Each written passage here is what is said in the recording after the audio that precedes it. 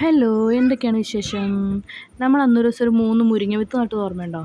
അതിൽ ആ 3 നട്ടതിൽ ഒരേ ഒരു മുത്തല്ല വിത്താണ് കേട്ടോ എനിക്ക് മുളച്ച് കിട്ടിയത്. ആ തൈയാണ് കേട്ടോ ഇത്. പക്ഷേ ഇത് കുഴപ്പമില്ല. പക്ഷേ ഇതിൻ്റെ ഇലകൾക്ക് ഭയങ്കര വാട്ടം. എന്താണെന്നറിയില്ല. പിന്നെ ആ ഡബ്ബയിൽ നിന്നിട്ടാണോ എന്ന് വിചാരിച്ചിട്ട് ഞാൻ താഴെ നട്ട് നോക്കാം. എന്നിട്ട് പോകുമ്പോൾ താഴെ നിന്ന് എടുത്തിട്ട് പോകാമല്ലോ എന്ന് വിചാരിച്ച്, നന്നായിട്ട് നിൽക്കുമോ എന്ന് നോക്കാം എന്ന് വിചാരിച്ചിട്ട് ഇതാ താഴെ എടുത്ത് നടാൻ പോവാണേ. താഴെ നട്ടിട്ട് നമുക്ക് നോക്കാം എന്താ പ്രശ്നം. ഇതിൻ്റെ ഇല മാത്രം എപ്പോഴും ഇങ്ങനെ വാടി തന്നെ നിൽക്കണു, എപ്പോഴും വാടി തന്നെ നിൽക്കണു.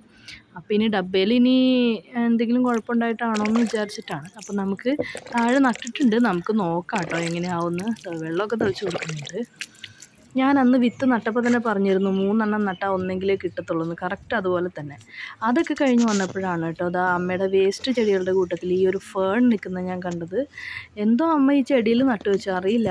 അല്ല സോറി, പോട്ടിൽ നട്ടു വെച്ചു, അറിയില്ല എന്താന്ന്.